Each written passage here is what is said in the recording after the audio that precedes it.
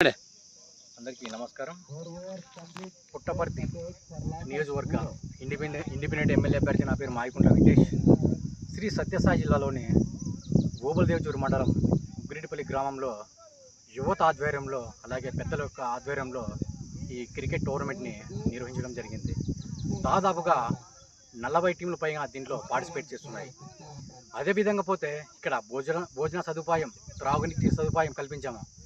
ముఖ్యంగా యువత యొక్క ప్రతిభను గుర్తించి వాళ్ళ యొక్క సృజనాత్మకతను గుర్తించి రాబోయే రోజుల్లో ఒక ఈ నియోజకవర్గంలో ఒక ఎమ్మెల్యేగా గెలుపొందితే వాళ్ళకు నా వంతు కృషి చేస్తాను. వారిని ఎవరైతే ప్రతిభ ఉందో వాళ్ళందరినీ కూడా భవిష్యత్తులో ఐపీఎల్ కావచ్చు, ఒక జాతీయ స్థాయిలో వాళ్ళని ఆడే విధంగా నా వంతు ఎప్పుడు కూడా, నా ప్రోత్సాహం ఎప్పుడు కూడా ఉంటుంది అని ఈ సందర్భంగా తెలియజేస్తాను. అదేవిధంగా యువత ఐక్యంగా ఉంటే ఏదైనా సాధించగలము.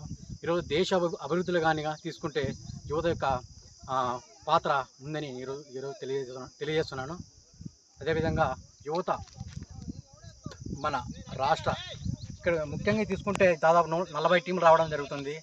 40 టీంలో కూడా మాతో ఒక స్నేహపూర్వకంగా అందరూ కూడా బాగా ప్రేక్షకులు చూడడానికి చాలామంది వస్తున్నారు. దీనికి నాకు అవకాశం ఇచ్చినందుకు కూడా మాట్లాడడానికి ధన్యవాదాలు తెలియజేసుకుంటున్నాను.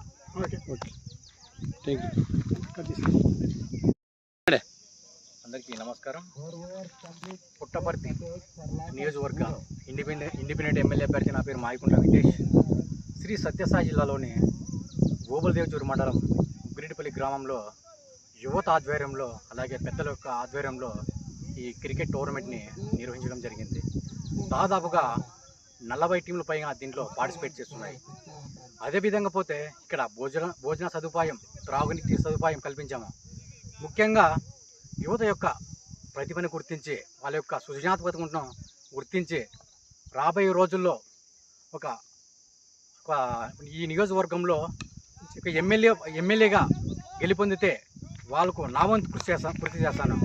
వారిని ఎవరైతే ప్రతిభ ఉందో వాళ్ళందరినీ కూడా భవిష్యత్తులో ఐపీఎల్ కావచ్చు, ఒక జాతీయ స్థాయిలో వాళ్ళని ఆడే విధంగా నా వంతు ఎప్పుడు కూడా, నా ప్రోత్సాహం ఎప్పుడు కూడా ఉంటుంది అని ఈ సందర్భంగా తెలియజేస్తాను.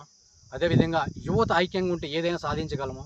ఈరోజు దేశ అభివృద్ధిలో కానిగా తీసుకుంటే యువత యొక్క పాత్ర ఉందని ఈరోజు తెలియజేస్తున్నాను. అదేవిధంగా యువత మన రాష్ట్ర ఇక్కడ ముఖ్యంగా తీసుకుంటే దాదాపు 40 టీంలు రావడం జరుగుతుంది. 40 టీంలో కూడా మాతో ఒక స్నేహపూర్వకంగా అందరూ కూడా బాగా ప్రేక్షకులు చూడడానికి చాలామంది వస్తున్నారు. దీనికి నాకు అవకాశం ఇచ్చినందుకు కూడా మాట్లాడడానికి ధన్యవాదాలు తెలియజేసుకుంటున్నాను.